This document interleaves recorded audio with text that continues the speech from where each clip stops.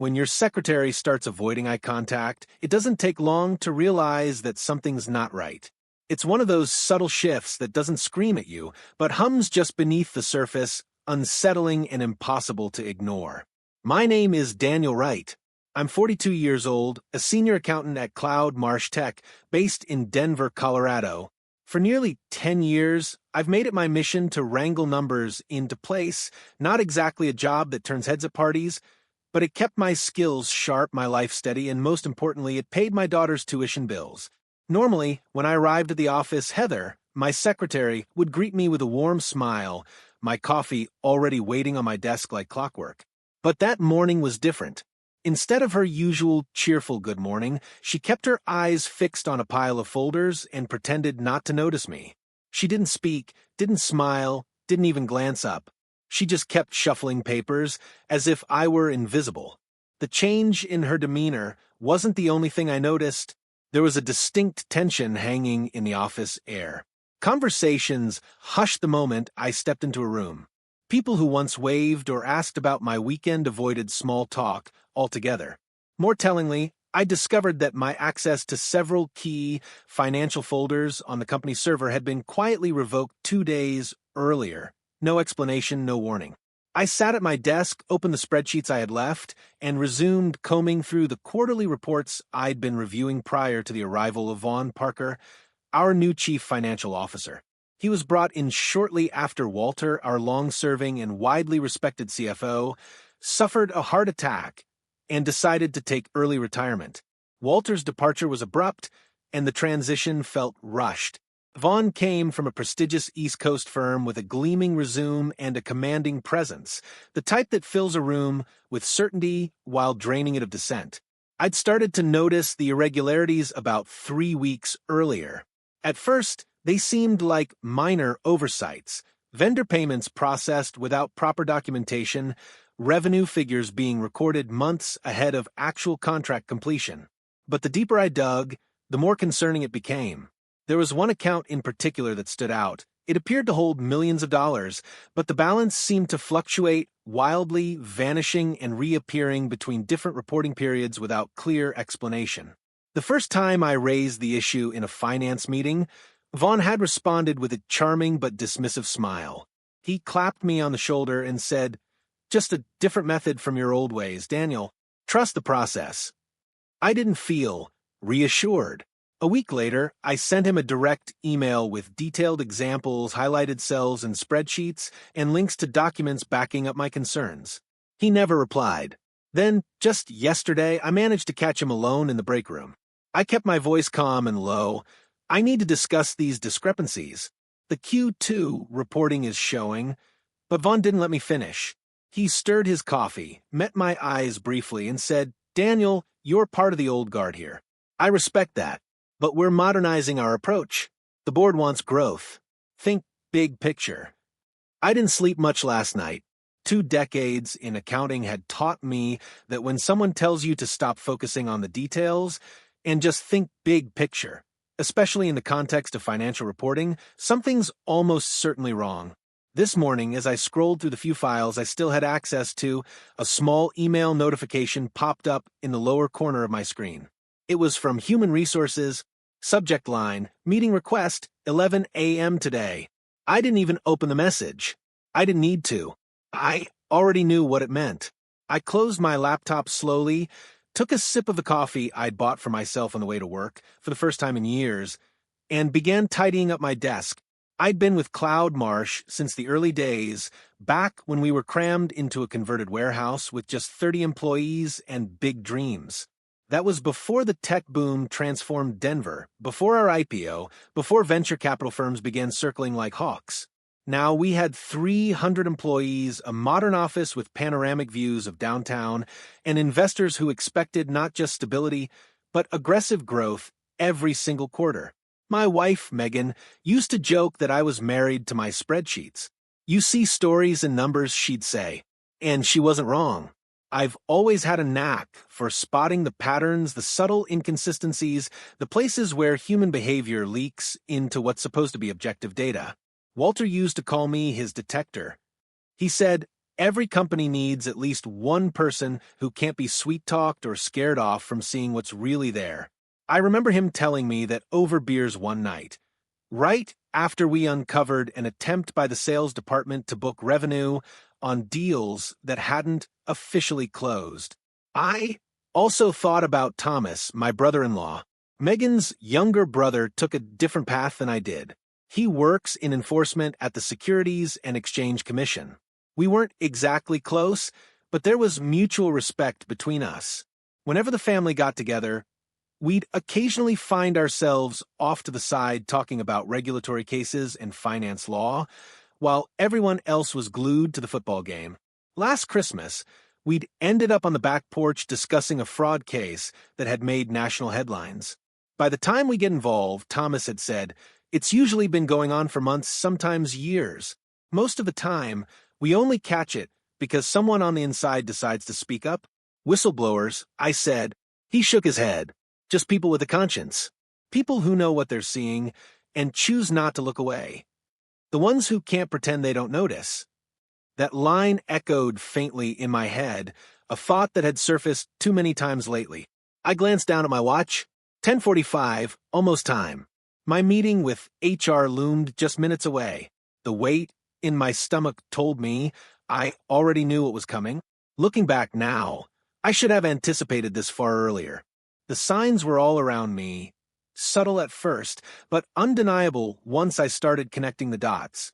Van had been systematically isolating me from the moment he got comfortable in his new role, just a few weeks in.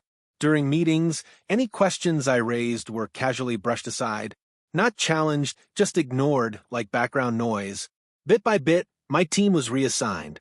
Slowly, quietly without discussion, my responsibilities were diluted, and the financial reports I had carefully put together were either rewritten in simplified summaries or buried under unrelated data. It was all deliberate. It had to be. Then, just last week, I stumbled on something I wasn't meant to see. The smoking gun.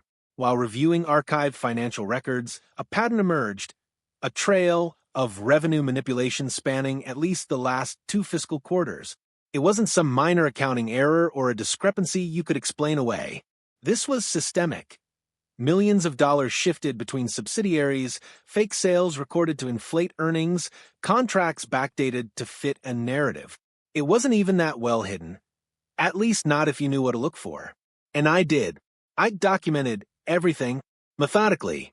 I made redundant copies, encrypted them, stored them in separate locations, just in case. I knew better than to trust the system to protect me. My phone buzzed Megan. How's your day going? The message read. I stared at the screen for a second but didn't respond. Some things are better said face to face. She deserved that much. Tonight, I'd tell her everything.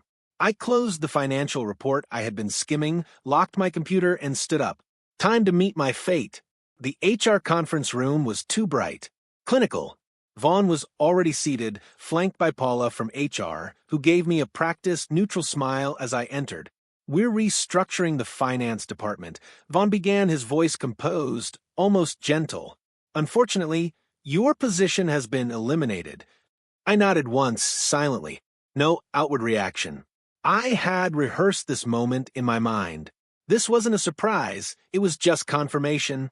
Still, the choice of words was almost laughable. Eliminated, as if I were a line item in a spreadsheet someone had highlighted and hit delete. On. Your institutional knowledge has been appreciated, Vaughn continued, as though that were some sort of consolation prize. But we're moving in a new direction.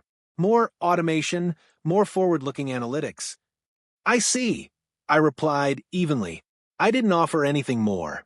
Paula slid a sleek folder across the table toward me. This includes details about your severance package, the continuation of your benefits, and a non-disclosure agreement we'll need you to review. I flipped open the folder and skimmed the contents. 6-month salary. Not bad, all things considered. But the NDA, it was long, specific, and suffocating. It explicitly prohibited me from discussing anything related to Cloud Marsh's financial practices, reporting structures, or internal methodologies. Every clause screamed one thing: keep quiet. Take your time reading it, Paula offered, her tone smooth, reassuring. We're not expecting an answer today. And of course, then added with a smile so tight it could have cracked glass, we'd appreciate discretion regarding our conversation today for the sake of team morale. I closed the folder slowly, deliberately. I'll need to go over this with my attorney. Something shifted in Vaughn's expression. Just for a second, barely perceptible. Annoyance? Or something closer to unease? Clearly, he hadn't expected even this mild resistance. Of course, Paula said quickly, covering the silence. That's standard. Take whatever time you need. Within half an hour, security was walking me back to my desk. The process was clinical, efficient, cold. A cardboard box waited to receive my personal items. My email account was already locked, my access badge disabled. Around me, coworkers pretended not to look, but some did. Their expressions varied, sympathy from a few, discomfort from others, and more than anything, relief. Relief that it wasn't them. I placed a family photo into the box and added the ceramic mug my daughter had made in middle school. That's when Heather caught my eye. She hesitated, then whispered, I'm sorry, Daniel. This isn't right. I gave her a small nod. It wasn't her fault. Jason from my team passed by, slowed down, and quietly began helping me pack. They've reassigned all your reports to that new team from Boston, he murmured, pretending to sort through papers. Nobody's explained the methodology changes. It's a mess. I handed him a sticky note with my personal email. If you need help figuring anything out later. Security cleared his throat behind me. Time to go. As I walked through the lobby, box in hand, past the gleaming company logo I'd once been proud to help build, I didn't feel anger. Not quite. It was something colder, sharper. For weeks, I doubted myself. I'd questioned whether I was resisting change, misreading the data. Maybe I was just becoming obsolete. But now the truth was clear. They hadn't fired me because of some vague shift toward modernization. They fired me because I saw too much and because I didn't look away. I sat in my car for a moment, hands resting on the steering wheel. I didn't yell. I didn't cry. I didn't hit anything. Instead, I reached into my wallet and pulled out the flash drive, the one holding everything I'd documented. Then I unlocked my phone and scrolled through my contacts until I found his name. Thomas, my brother-in-law, SEC investigator. I hadn't spoken to him in months, always careful to keep family and work separate. But this wasn't about me anymore. This was about investors being misled, rules being broken, and a company I'd poured years into being slowly eaten from the inside. I hit call.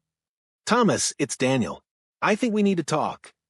Later that evening, Thomas sat at my kitchen table, flipping through the severance documents. His expression hardened under the low kitchen light. This NDA is unusually broad, he said quietly, pushing the folder back toward me. They're trying to silence you. Megan refilled his coffee, her movements brisk, furious. The moment I told her what had happened, she had called Thomas. He'd left the office and come straight over. 6 months' salary is generous, I said almost to myself. Not if they're buying your silence, Thomas replied. But what they're really doing is buying silence. And they know exactly what you've seen, Thomas said, his voice low but steady. He looked noticeably thinner than the last time I'd seen him, the kind of change that suggested long hours and skipped meals, probably the result of his demanding government position. Otherwise, he added, they wouldn't be offering you this much money. Without a word, I handed him the flash drive. Everything I found is on here, I said. Revenue manipulation stretching across at least 2 quarters. They've been fabricating transactions, shifting money between subsidiaries to artificially inflate growth figures. Thomas took the drive and slipped it into his jacket pocket, but he didn't look reassured. Instead, he shook his head, concern etched deep into his features. This is definitely troubling, he said, but I need to be upfront with you. If you sign that NDA and then choose to disclose any of this information, you could be personally liable. They could sue you. The SEC might still launch an investigation, sure, but legally, you'd be exposing yourself. So what? Megan interjected sharply. They just get away with it? Her voice had risen. tinged with disbelief and frustration. Not necessarily, Thomas said, quietly, running a hand through his thinning hair as he considered the situation. Daniel hasn't signed anything yet, which gives us some leverage. But we have to tread very carefully from here. The next morning, I contacted a lawyer who specialized in employment law, someone who'd seen this kind of corporate maneuvering before. Her name was Catherine Bennett. She listened attentively as I laid out the situation, asked a few pointed questions, and then took her time reviewing the severance agreement. When she finally looked up, her expression was firm. "This NDA," she said, tapping a finger on the document, "would effectively prevent you from acting as a whistleblower. It's written in a way that strongly discourages any form of disclosure, even in the face of illegal activity. I would strongly advise you not to sign it in its current form. Is there any room to negotiate better terms?" I asked. She offered a tight, professional smile. "There's always room to try." 2 days later, I got a call, not from HR, but directly from Vaughn himself. His voice was clipped, his tone unmistakably tense. "Daniel, I understand you've hired legal counsel to review the agreement." I echoed the exact words he had used when first presenting it to me. "Standard procedure." There was a pause on the line, a beat too long. Then he said, "We value your years of service and want to ensure this transition goes smoothly for everyone involved. Perhaps it would be helpful to meet in person and discuss your concerns." That afternoon, I found myself back in the same sterile conference room. Only this time, I wasn't alone. Catherine sat beside me, calm and composed. Across the table were Vaughn and the company's general counsel, a sharp-eyed woman named Diane whose demeanor radiated control. "We're willing to increase the severance to 9 months, Vaughn said, his tone even almost casual. "But the confidentiality provisions are non-negotiable." Catherine gave a polite nod, but her voice was firm. "My client has raised serious concerns regarding financial irregularities he observed during his time with Cloud Marsh. The current wording in this agreement could be construed as preventing him from fulfilling his legal responsibilities should those issues trigger regulatory scrutiny." Diane's eyes narrowed. "Are you implying that Mr. Wright intends to accuse Cloud Marsh of illegal conduct?" Catherine didn't flinch. "I'm stating that my client cannot waive his legal right to report potentially unlawful activity, regardless of what any agreement says." The air in the room turned cold. Vaughn leaned forward slightly, his expression steely. "Let me be clear," he said. "There are no irregularities, and certainly nothing illegal going on at Cloud Marsh. What we have is a former employee who may have misunderstood some of our updated accounting procedures, and who may be feeling bitter about recent changes within the organization." He slid a new document across the polished table. "We're prepared to offer 12 months' salary," he said. "That's quite generous. But in exchange, we'll require a signed statement affirming that you witnessed no unlawful activity during your employment. That, along with the NDA." I felt Catherine stiffen beside me. She calmly collected the papers. "We'll need time to review this new offer," she said. Once we were in the elevator, her demeanor changed. She didn't mince words. "They're scared," she said flatly. "That counteroffer? It's essentially a request for you to sign a false statement. If you do that and then come forward later, it would undermine everything. You'd be discredited instantly." I felt the weight of that hit me. So, the 12 months of pay, it's just the price they're willing to pay to silence a potential whistleblower. "Exactly," she said. As we walked through the building's glassy lobby, I spotted someone I hadn't expected to see. Jason, a member of my old team, rushing through the main entrance. When he saw me, his eyes widened in recognition. Then, instead of heading to the elevators, he veered quickly toward the cafe off to the side. "I'll meet you at the car," I told Catherine, already moving toward him. "Daniel," Jason said in a hushed tone as I joined him in the coffee line. "They're digging through your old files. Vaughn's got a team working overtime, editing the reports you were involved with." My stomach dropped. "They're covering their tracks." He gave a grim nod. He looked pale. "They just scheduled an all-hands meeting tomorrow, supposedly to share exciting projections for Q3. But the numbers they're pushing, they're not real. We both know that. I put a hand on his shoulder. Be careful, Jason. You too, he said. They're already spinning stories about you, saying you couldn't keep up, that you made serious mistakes. They're laying the groundwork, Daniel. He grabbed his coffee and walked away quickly, leaving me standing there with the weight of a choice growing heavier by the minute. Do they have the power to hurt him legally? I asked. Thomas looked at me seriously. If everything you've shown me checks out, then technically you haven't done anything wrong, he said.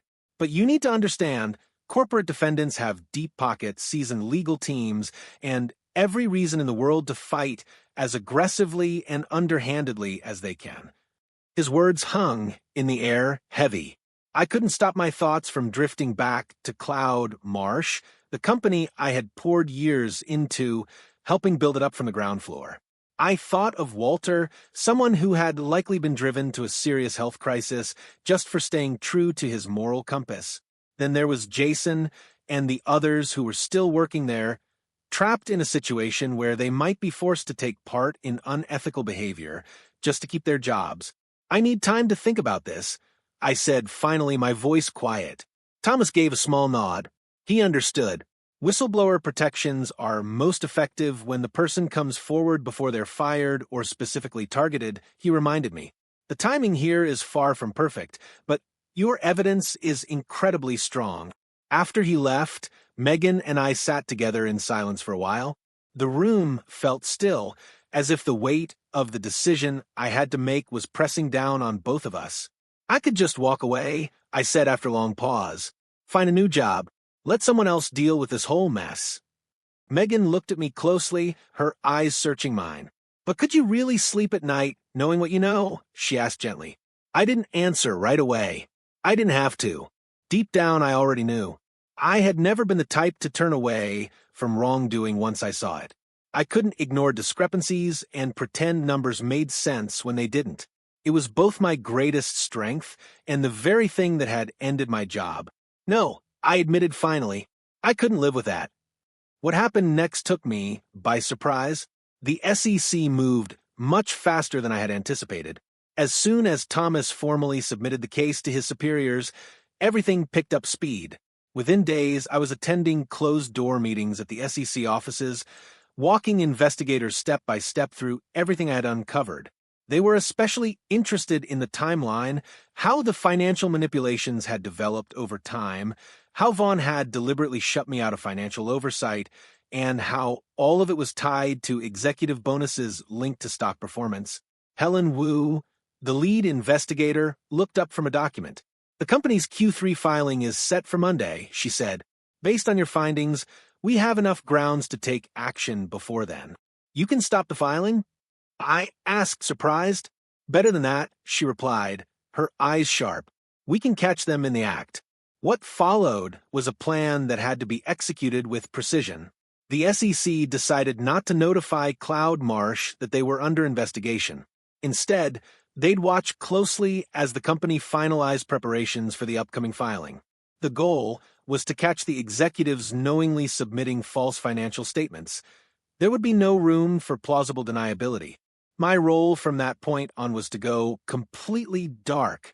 No reaching out to anyone from Cloud Marsh, no posts on social media, nothing that might tip off the company. In the meantime, Catherine, another former employee, filed a wrongful termination claim. It served as the perfect distraction.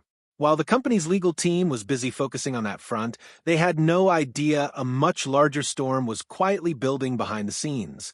Then, on Friday, just 3 days before the scheduled filing, I received a message from Jason. It came from a number I didn't recognize. CFO called emergency Saturday meeting for finance team. Final review before Monday filing. They're rushing it. I immediately forwarded the message to Thomas without replying to Jason. We couldn't afford even the slightest leak. Saturday morning brought a surprise I hadn't dared hope for. Thomas called me at dawn, his usually measured voice tinged with excitement. Walter agreed to talk, he said. Walter, my former boss. Apparently, the SEC had approached him in confidence the previous day. At first, he declined, but After learning the full extent of what we had uncovered, he changed his mind. It was the breakthrough we needed. Walter had been there at the critical moments, before, during, and after the fraud took root. He knew who had applied pressure, who had insisted on the manipulations, and could confirm my version of events. By Saturday afternoon, Walter had submitted a sworn statement to the SEC. Everything was falling into place faster than any of us had imagined. Sunday night, I barely slept. The filing was due at 8 a.m. Monday. I was sitting at the kitchen table at 5 a.m., wide awake, and staring at my phone when Megan found me. "Whatever happens," she said softly, placing a reassuring hand on my shoulder, "you did the right thing." At 6:30 a.m., Thomas sent a text, "Teams in position. Stay by your phone." At 7:15 a.m., filing drafted and approved internally.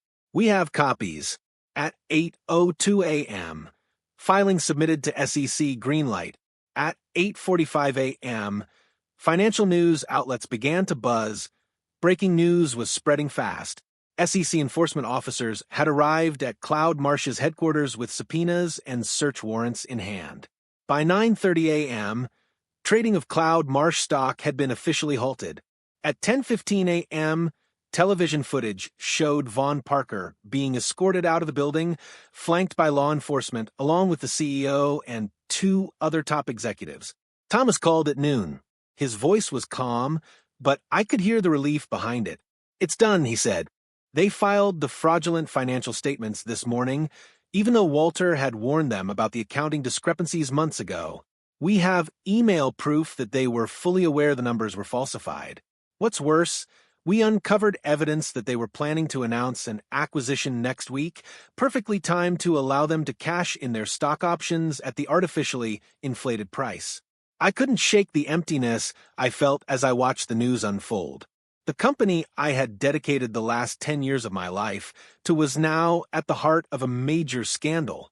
Former colleagues were going to be left to navigate an uncertain future. The stock would undoubtedly tank, and reputations, some of them carefully built over decades, would be irreparably damaged. As I sat there, watching it all unfold, I asked Thomas, was there any other way this could have ended? He answered without hesitation, no. The fraud would have continued until it collapsed under its own weight, and in the process, it would have hurt far more people. Just then, my phone buzzed with a message from an unknown number. It was from Jason. The message simply read, "They're saying you were right all along about everything." I didn't respond. I didn't need validation anymore. The truth was out, and the numbers spoke for themselves. 4 months after that chaotic Monday morning raid, I found myself sitting in a federal courtroom, listening as Vaughn Parker, the CEO, pleaded guilty to securities fraud, conspiracy, and making false statements to investors. The CEO, along with 2 board members, had already entered guilty pleas as well before they even took the stand as witnesses. The evidence was so irrefutable that the case never even went to trial. Beside me, Walter sat quietly, still frail, but with a clarity in his eyes. "I should have fought harder," he said, his voice barely above a whisper, as Vaughn was led away in handcuffs. "I should have resisted when they pushed me out, even though my body was telling me something was wrong." I looked at him, trying to reassure him. "You did fight," I reminded him softly. "You documented everything, and that's what helped build this case." The words of the judge resonated through the courtroom. The defendants exploited their positions of trust, manipulated financial records, and intentionally misled investors for personal gain. This court takes a particularly dim view of executives who pressure their subordinates into participating in fraudulent schemes, only to terminate those who refuse to comply. After the hearing, as we stood outside the courthouse, a reporter approached me. "Mr. Wright, you were the whistleblower who exposed the Cloud Marsh fraud. Can you offer any comment on today's guilty verdict?" he asked. I shook my head, declining the opportunity for an interview, and kept walking. This was never about seeking attention or validation. It was never about being right. It was about the truth coming to light and the people who were hurt being held accountable. Later that evening, I received an email from Cloud Marsh's new interim CEO. A respected financial restructuring expert had been brought in by the remaining members of the board.